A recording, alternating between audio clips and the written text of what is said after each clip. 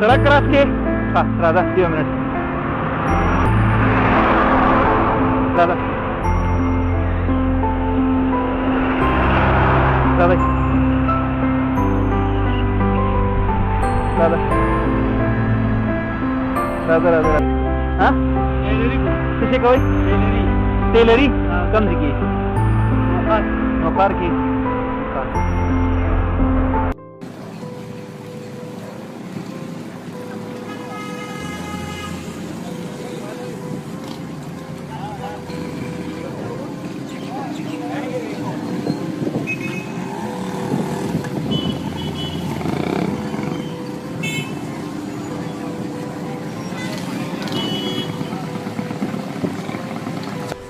जी वालेकुम अस्सलाम। बताइए बताइए इनको क्यों मना कर रहे हैं?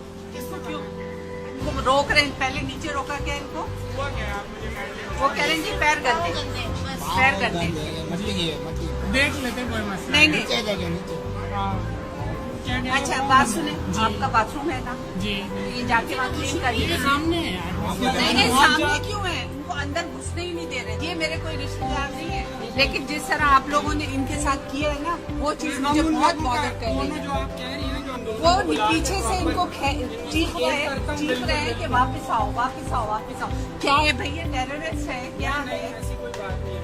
मैं आपसे उनके उस पे आप सॉरी बोलिए उनको पूरी फैमिली को सॉरी बोलिए।